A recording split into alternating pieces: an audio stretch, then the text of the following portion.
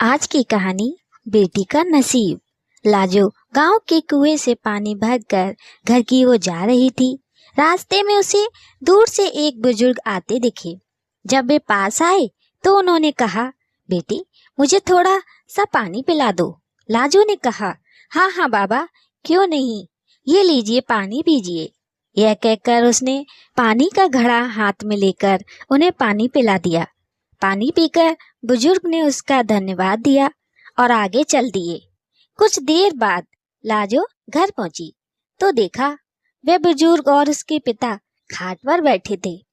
रामधन जी, जो कि लाजो के पिता थे, रतनलाल उनके ही पुराने दोस्त थे, जो कि दूसरे गांव में रहते थे।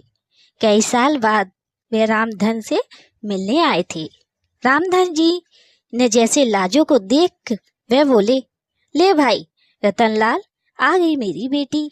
इसी के बारे में पूछ रहा था ना, बहुत ही होशियार बच्ची है। बस मेरी गरीबी और इसकी माँ के ना रहने के कारण इससे इसका बचपन छिन गया। आ बेटा, ये तेरा चाचा है, मेरे बचपन के दोस्त।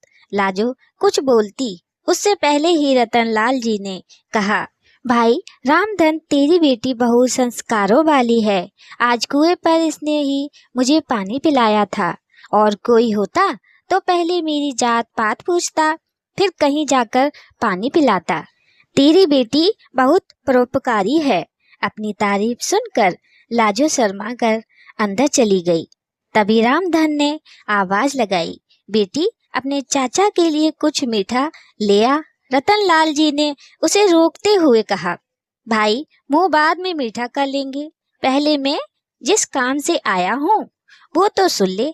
हाँ भाई बोल, क्या बात है, घर में सब ठीक तो है ना? रामधन की बात सुनकर रतनलाल ने गंभीर होते हुए कहा, भाई मैं अपने बड़े बेटे के लिए तेरी बेटी का हाथ मांगना चाहता हूँ। अब इस दोस्ती को रिश्तेदारी में बदल देते हैं। यह सुनकर रामधन बहुत खुश हुआ। उसने कहा, बात तो तेरी ठीक है, अगर तेरा बेटा है तो मैं तैयार हूँ, लेकिन भाई मेरी हैसियत तो तू जानता ही है।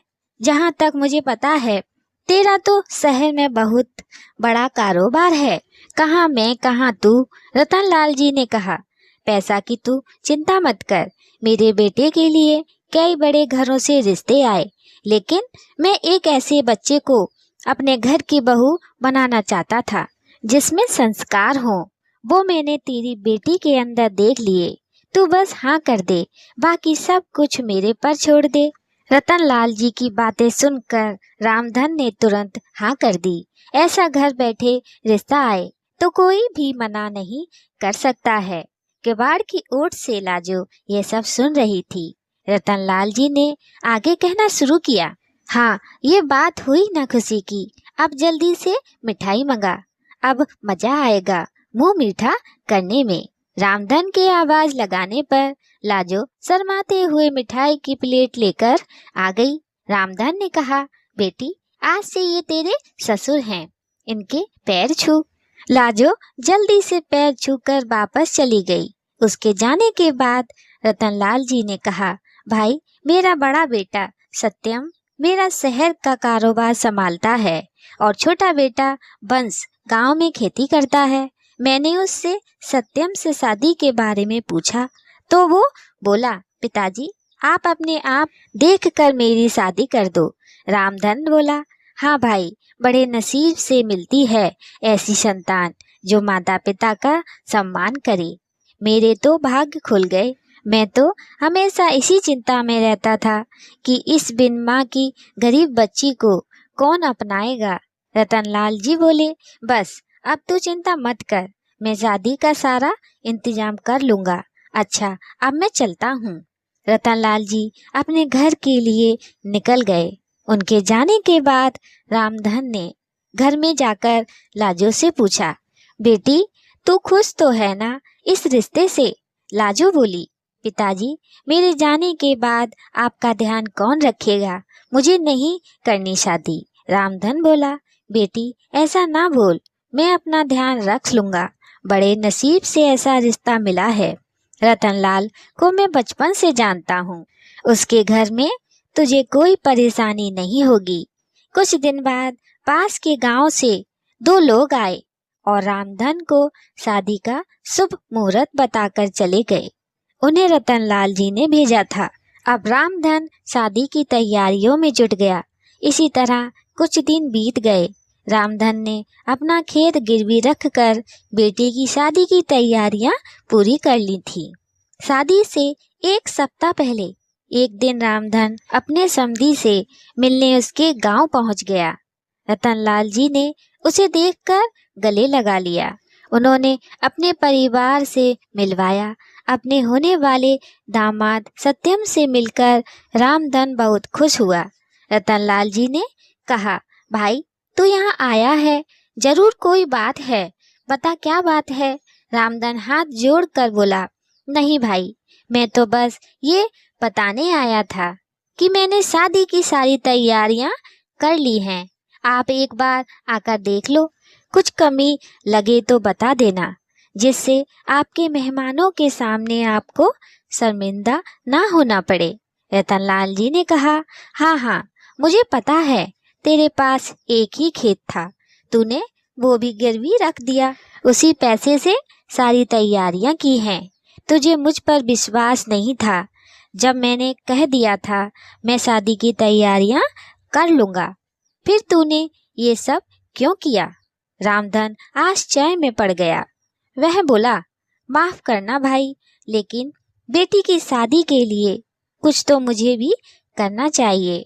रामधन यह कहकर रोने लगा। उसकी आंखों से आंसू बह रहे थे।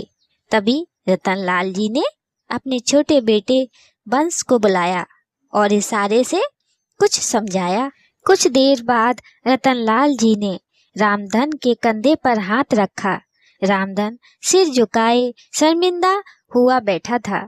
रतनलाल जी ने कहा, ले भाई अपनी अमानत, दोबारा फिर कभी ऐसा मत करना। यह कहकर उन्होंने खेतों के कागज रामधन के हाथ में रख दिए। रामधन ने देखा, अरे ये क्या, ये तो वही कागज हैं तो मैंने गिरवी रखे थे, ये आपके पास कैसे आए। रतनलाल जी ने कहा, बंस आसपास के गांव के सभी लोगों को जानता है, उनमें से ही एक ने खेत गिरवी रखने वाली बात हमें बता दी, वही ये कागज छुड़ा कर लाया है।